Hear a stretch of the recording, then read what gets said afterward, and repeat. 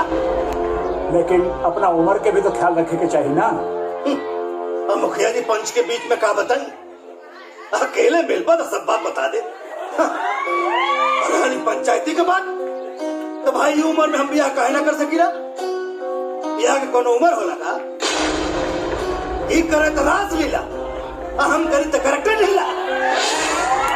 जौन पंच बोलौले बड़ा गुड्डू बाबू, ये हमार बेटा ना हो, ये हमार बाप हो, बाप। इनसे बड़ा नकारा हमारा खानदान में क्यों ना भाई नाश्ता। इनके डॉक्टर बनावे खातिर भेजले रहने, बीच में छोड़ के चले आए पूरे पैसा के सत्यानाशी। इनके पैसा दा देखा हीरो बन के घूमत हवे, जूता कपड़ा सब चाहिए इनके। एटीएम मशीन में से कुल पैसा खाली हो गए। हीरो बन के घूमत हमारे लत्ता बिन बा तू बारू करम बा कि एक दिन तू नकारा बन के घूमबा। ये बेगैरत इंसान हवे। देखा हमारा ही पंचायती मंजूर नहीं थी। एक काम चोर आदमी जौन मन तमन करे, हम ब्याह करत त करत। सुन ले लो भाषा निकाल। हम कद चोर है, हम नकारा है, हम निकम्मा है, हम है या रह हमार बटवा दिलो। अच्छा क्या दूर खरीद ले बड़ा, क्या दूर खरीद ले बड़े।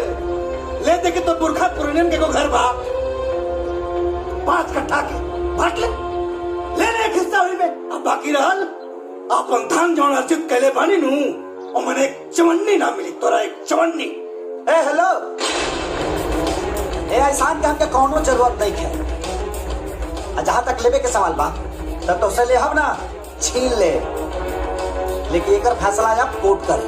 अरे गुड्डू, ए बेटा कहाँ जाता? जा कोर्ट में। इनमें कौन बड़का बात बा? ऐसा केस में तो हम रोज डिग्री करावे नहीं भाई। वकील साहब, मतलब गुड्डू के केस में डिग्री मिल जाये? अरे पहल के सुनवाई में हम डिग्री रउआ के हाथ में दे के भेजो। वकील साहब एक मिनट, अगर रुआ इतना कैपेबल बनी तो नाम कमीना प्रसाद, हाँ माने राउर नाम कमीना प्रसाद काहे पड़ल? अब देख, रावण बहुत बड़ा ज्ञानी रहे, तो लोग ओकरा के राक्षस काहे कहत रहे। फिर वैसे ही वकील के जात थोड़ा बदनाम बा। वैसे हमार नाम कमला प्रसाद बा। अच्छा, ये पुकार के नाम कमीना है ना भाई, कमीना हमार ब्रांड हो गई बा।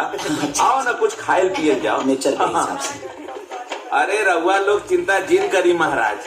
एक बार जब हम केस ले लेवे नी तो समझ लो हमार हाथ से वो केस कहूँ जाए ना।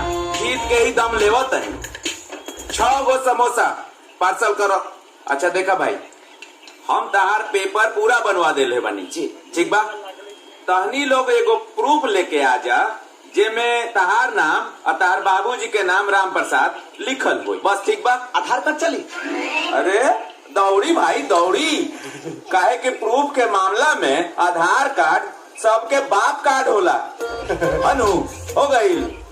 चलो चलो चलो। अब देखा, स्टाम्प पेपर लेवे के बाद और रजिस्ट्रार के पैसा देवे के बाद और हमार फीस भी बा तो निकाला तब तक। हाँ लाओ। बात ऐसा बना कि बाबूजी हमारे एटीएम ब्लॉक करा दिले बड़े, जैसे कुछ व्यवस्था होता हम लिया के दे दे बुआ के। ऐसा मामला बा? हाँ। ओ तय काम करी, कानून से चले के पड़ेला सब कुछ ना। ऐजा दस्तखत कर दी। एमे लिखल बा कि हम अभी राउर काम आगे बढ़ावा तनी, पैसा बाद में रहुआ लोग हमरा के दे दे और टेस्टेड न करवावे के पड़ेला हर कुछ। ऐजा साइन कर दी। लो लो अल्लाह।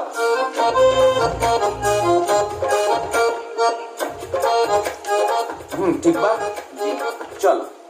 साहब पैसा पैसा ए भाई, पैसवा ना देनी, पैसवा दी। अरे यार पार्सल तू ले ला तो पैसा हमने के कह के दी जा। अरे लो कर देला ना बात। कोर्ट कचहरी के कुछ नियम कानून भी होला। देखो, कोर्ट कचहरी पुलिस थाना के चक्कर में जे लोग पड़ेला, बड़का बड़का राजा लोग के राजपाट बिल में घुस जाला। पैसवा दे दो, रिवाज होला ई सब। एगो बात कही, हाँ तहर नाम कमीना के रख। अरे कमीना प्रसाद नाम बा भाई। हाँ, कमीना प्रसाद जी की नाम रव की रखल? नाम हमार कमला प्रसाद बा, कमीना तो ब्रांड हो गई बा। पैसवा दे दी ना समझ में आई। दो ना भाई पैसवा। क्या पैसा भाई? 50 रुपया। ली ला। पुरानका अकाउंट वाला भी क्लियर कर लियो। अनु चलो आओ। अरे चला भाई, कोर्ट कचहरी में तो जेल ही के पड़ी।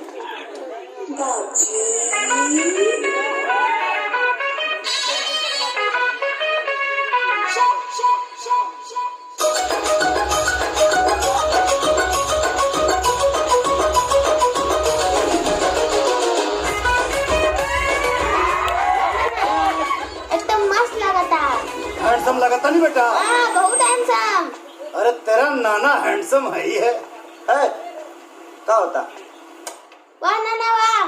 ओ तय बुढ़ाऊ के जंटिंग पेंटिंग होता है। हाँ? बुढ़ा किसको बोला जी? आई एम नॉट बुढ़ा। बुढ़ा होगा तेरा कद्दू। I am Ram Prasad. ओके? हाँ जी। नचलो में का कहला सानंद जे? हाँ तो गौर करिए, सीमेंट बालू से कभी मकान नहीं होता, बिना सीमेंट बालू के कभी मकान नहीं होता, और काली कितना भी पोत ले कोई बुढ़ा कभी जवान नहीं होता। हमनी के पुरानिया लोग कहला कि जवन जवानी में कोई जाला तवन बुढ़ापा में भोगे के पड़ेला, और जवन बुढ़ापा में कोई जाला जवानी में भोगे के पड़ेला। बुढ़ापा में से जवानी में केना जाई रे? कुकर वाला बोलिए ते खतरी मारे नीचे से निकल जाई।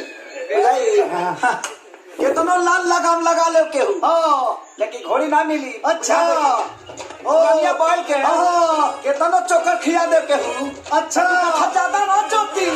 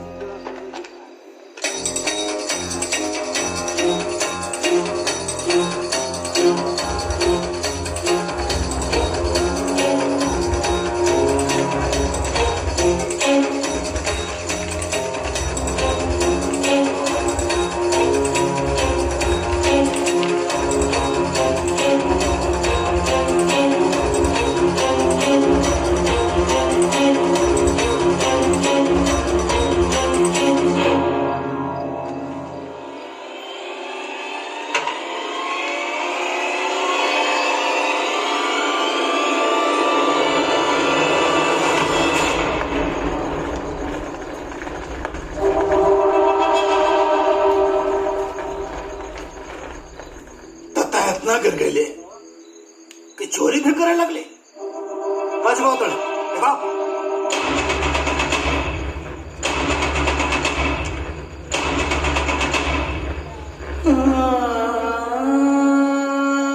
फोटो के अपना साथ रखो तो दूर, एक छुए लायक तो नहीं के।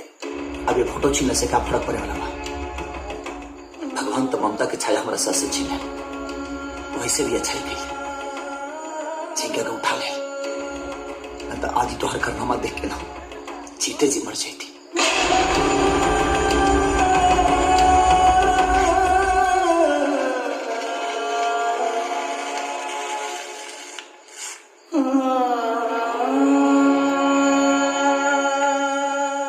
ऐसे भी ये फोटो की जरूरत तो क्या अब नहीं है।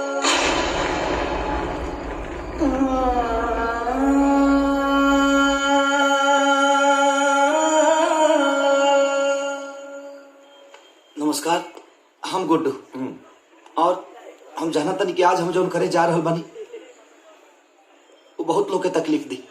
मैम हाँ,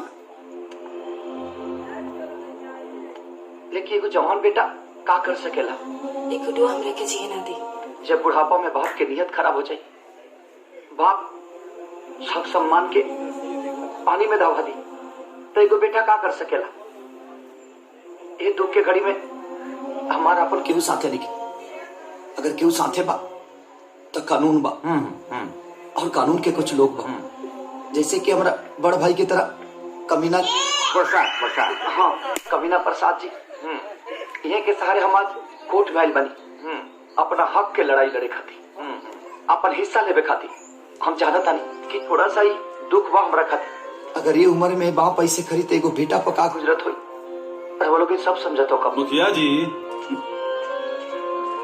तनी हई देख ली, गुडुआ अपने बाप के खिलाफ कोर्ट में केस करे जा रहा बा।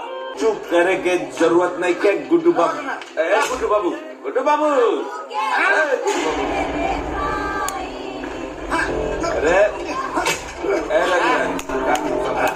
अरे न फाड़ दी। काला काला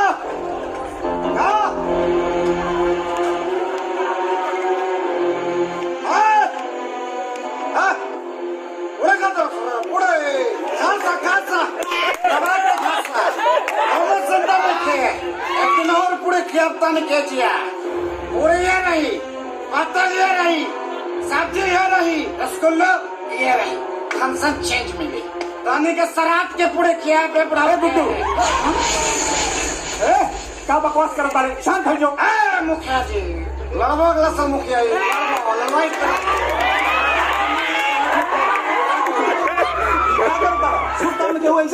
पंडित चुप तो कुंडले वाले बाबा हम बाढ़ में पता पड़ा नहीं बाढ़ में तरह का सुनामी में ले जाए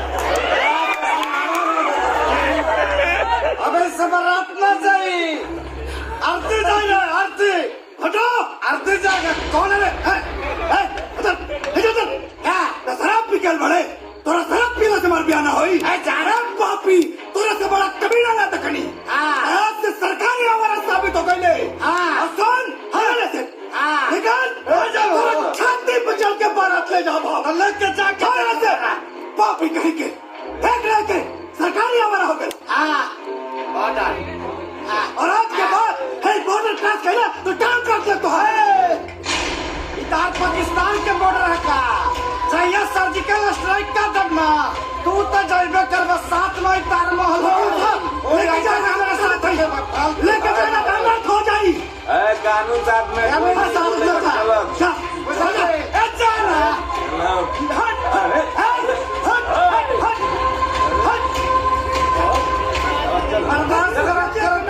पागल बने अरे बैठ जा बैठ। अरे तलाश का क्या होता है बात तलाबत में तोरा छाती पे चढ़ के बारात जाई तोरा छाती पे जाई छाती पे छाती और रोड हका हमारा बड़ा मजा आया। रसगुल्ला रसगुल्ला रसगुल्ला रसगुल्ला खेबे खा ले। जितना पैसा खर्चा कर बने सरम ससुला आनंद रघुराज ए ज्यादा बोला तारा तू बोला तो हाँ ज्यादा बोला तू ज्यादा बोला तारा तू।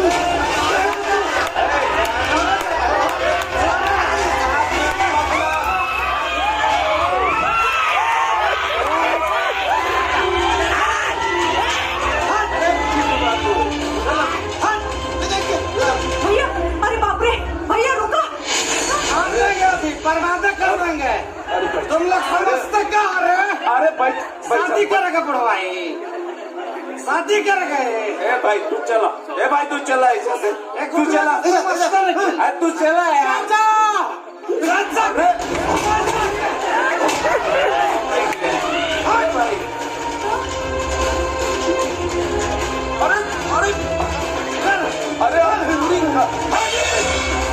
चलो चला यार अच्छा अभी बात ऐसा ना फर जाए फरेबे ना कर गए। अरे हमार बात सुन पहले क्या सुने चिंता जिन कर जब कानून के कलम लिखला बंद कर देला नु वैसे से कमीना प्रसाद के दिमाग चलल शुरू हो जाला। हमारा दिमाग में वो आइडिया आइल बा फिलहाल तो ऐसा से चलो तू ना बताओ तानी ऐसा ना कर जाए। अरे चलो भाई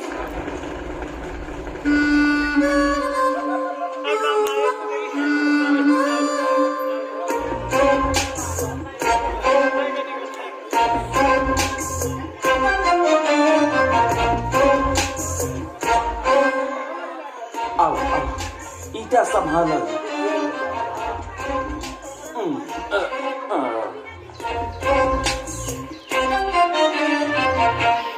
हम शांति के प्रतीक हैं ठीक है। अरे का करते हो यार, कोनो काम आराम से सीधा तरीके से ना हो सकेला। तो दिखा तरह का लिख लेबा कि हम शांति के प्रतीक हैं, काम करला शांति वाला शांति के प्रतीक लिख लेबा। तो ठीक है ठीक है ठीक है ना, ठीक है, चलो ना चलो ना भाई। अरे रोहे दो रोहे दो।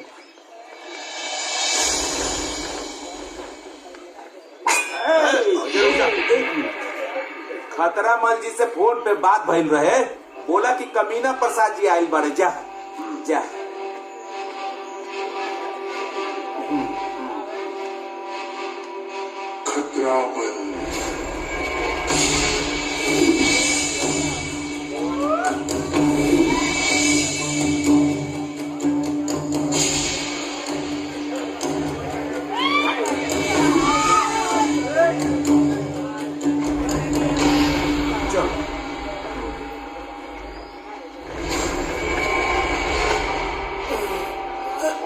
जी आदाब। आदाब आदाब आदाब। कहाँ बोला? हम जो फोन कैले रहने नु, हाँ जो ना क्लाइंट के बारे में, हाँ। वो क्लाइंट के बेटा ये बड़े। क्लाइंट के बेटा? जी जी जी, काम हो जाए। कहाँ फंसा दिले यार, हाँ? चार आदमी के खैया के अलावा कुछ कामे ना हुई। ये मोटर में दौड़ रो जाएगी। अरे भाई रिमोट समझ के कमजोर न समझा, बुझला? काम में दम और सफेद चमाचम, खतरा मरना है मार। हमके देख के बड़े बड़े के नीचे मन निकल जाना। बोला कि काटे पके चीरे पके पारे पके मारे पके उड़े पके।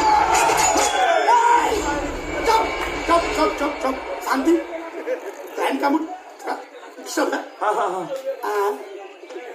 वो हमार बाबूजी हमार। तू है बाबूजी? हाँ हाँ। अच्छा अच्छा, हाँ तब सिर्फ गोली मारे बा। Sorry sorry.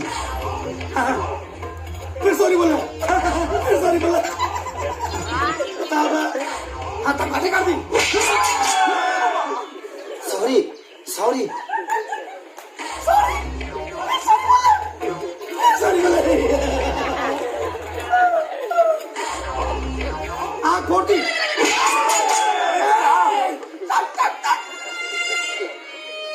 समझा समझा समझा, कैसे समझा? हम गुंडा हम क्या बोलेगा? क्लाइंट के मुंह समझा। फिर सॉरी। कितना सॉरी बोली? न काटे के बाद न गोली मारे के बाद, उनका के अपहरण करे के बाद, वो इज्जत से। इज्जत से अपहरण? हाँ, मतलब गोर छुप के उठा के ले चल आवे बा? ना पैर छुके ना, माने इज्जत से जैसा अपहरण हो सके अपन देख ले। इज्जत से? हाँ, ना हो तो बोला हम कहीं और चले जाते। हो जाए ना, हो जाए हो जाए। पैसा मांगता? पैसा वकील साहब बताई ना। अरे वो जौना आदमी के किडनैप करे के बानू, हाँ। सारा माल तो उनकरे लगे बा। जैसे किडनैप हो जाइहन वैसे सारा माल मिल जाए। हम चल ना? हाँ, जितना चाहे फीस में वो रख ली। मतलब पूरा माल हमसे मिल जाए? हाँ सब सब सब सब। हाँ हाँ हाँ हाँ ठीक है, एक बार चलता है। लेकिन इतना छोट काम खातिर इतना बड़ा गुंडा खतरा बल के हो जाए, हो जाए पता ना। चलता है, माने काम हो जाएगी चाहिए। जब से बाबू बैठ।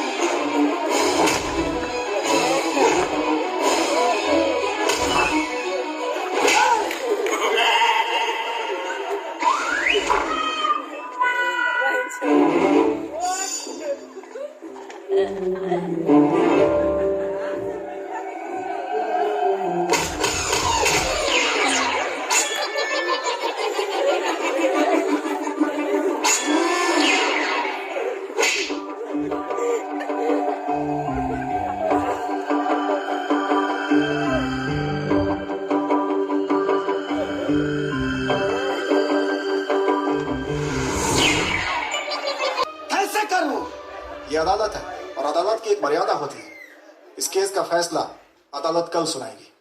जज साहब ऐसा मत करिए, कल शादी है इनकी, मैं बर्बाद हो जाऊंगा जज साहब, मैं बर्बाद हो जाऊंगा। प्लीज आज ही फैसला सुनाइए, कल तो शादी हो जाएगी इनकी जज साहब। यार सब ठीक हो जाए, सब तबाह हो जाए यार। अरे सब ठीक हो जाए। आई चल चल चल। अरे फैसला हमनी के हक में आए ओकर चिंता। गुड्डू जी, केस की सुनवाई पूरी हो गई, अब निर्णय आना बाकी है, आपको क्या लग रहा है? देखिए, मैं सत्य के साथ हूँ जी। और भगवान कृष्ण ने गीता में कहा है जी, सत्य परेशान हो सकता है जी, पर पराजित नहीं। बेटा तो बेटा होता है। हर बाप अपने बेटे के अंदर राम और श्रवण कुमार की छवि देखना चाहता है। लेकिन वो आपके बाप है, रिश्ते भी कुछ मायने रखते हैं। देखिए, एक बाप बेटा के साथ साथ ये एक हक की लड़ाई है और सत्य की लड़ाई है, और मुझे पता है कि मेरे साथ भगवान है और कमीना प्रसाद। जिस बेटे की परवरिश के लिए, उसकी खुशियों के लिए आपने अपना सब कुछ लुटा दिया, उसी बेटे ने आज आपको कोर्ट तक घसीटा। आपको कैसा महसूस हो रहा है?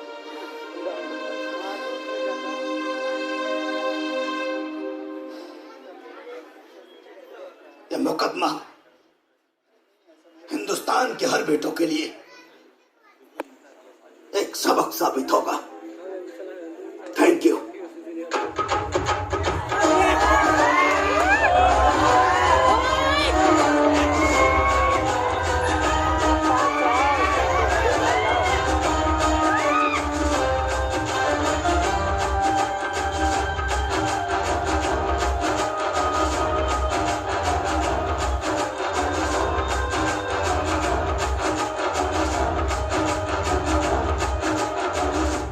प्रणाम।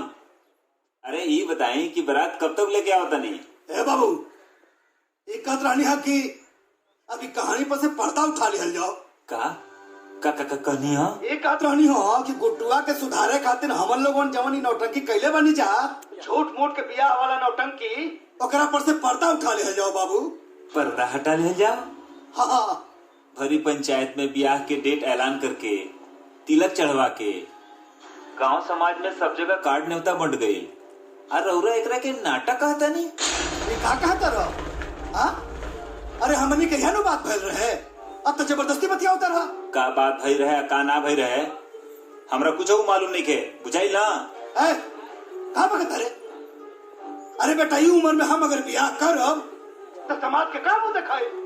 अरे जवान बेटा के भविष्य सुधारे खातिर हम इतना बड़ा नौटंकी कही, वो बेटा के अपन मुंह कैसे दिखाई बाप? हम इतना पागल नहीं थी कि रौरा बेटा के सुधारे खातिर हम अपना बहन के इज्जत दाव पे लगा दी और ऊपर जीवन बर्बाद करती।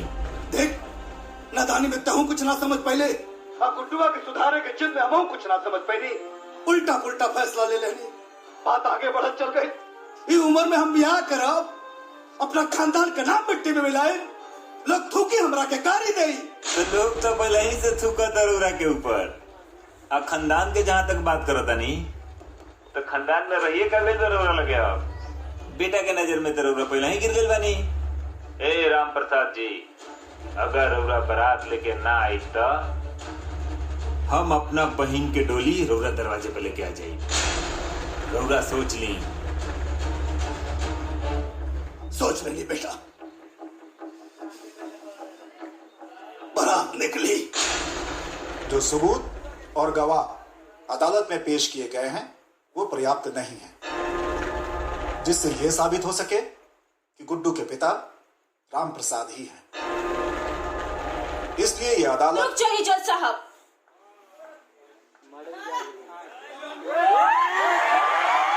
गुड्डू की वोटर आईडी आ चुकी है। वोटर आईडी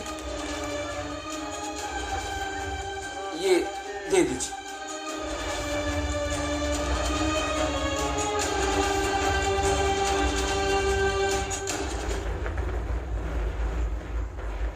इस वोटर आईडी कार्ड से साबित होता है कि गुड्डू के पिता राम प्रसाद ही हैं। यस। जहां तक इनकी शादी का मामला है वो उनका निजी मामला है, किंतु अगर उनकी शादी से परिवार के किसी भी सदस्य को मानसिक, शारीरिक या आर्थिक क्षति होती है तो वो कानून का सहारा ले सकते हैं। राम प्रसाद जी की व्यक्तिगत संपत्तियों को छोड़कर पैतृक संपत्तियों में गुड्डू का हिस्सा कायम किया जाता है।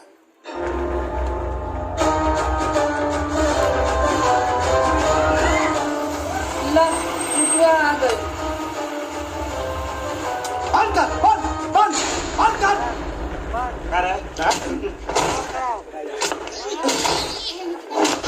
नाचे के बहुत शौक बा। धंधा है कागजवा तो न कागजवा। देख डिग्री हो गई है गुडुआ के, डिग्री हो गई। बहुत कमर गया ना। अब नागिन धुन बजाओ, नागिन धुन बजाओ, नाच नागिन डांस कर, बंद कर, नाच बिना साउंड के नाच, नाच नागिन डांस, नाच नाच। ई का कर रहल बड़ा बाबू तू? अरे परम चपड़ा बनल बड़ा, परम चपड़ा। चुप। आई देख ले कोर्ट का डिसीजन, सब लोग साथ छोड़ दिए हमार। ए बुढ़ियो, आई देखा कोर्ट का डिसीजन, तहार डबल चश्मा बना है ब्रू का। ए मुखिया जी, आई देखा कोर्ट का डिग्री है, आ तहार जन्म कुंडली है। देखा देख ले कारे ठकरा रे, सब हरिया ना दे, सब हरी। राम प्रसाद जी बाहर निकला। फालतू का नाम वो होता हो? जीतला के बाद भूल गई बनी, का नाम वहाँ? कमीना। लड्डू क्या हो सबके? क्या हो तनी हिकरा के दे रखिए। राम प्रसाद बिया तू अब एगो ना 25 को करा, कोनो फर्क पड़े के नहीं क्या कुटुआ के? 25 को करा, लेकिन कोर्ट कहले बा अगर तेरा बिया से हमरा प्रॉब्लम भई त कार्रवाई तोहरो पर होई।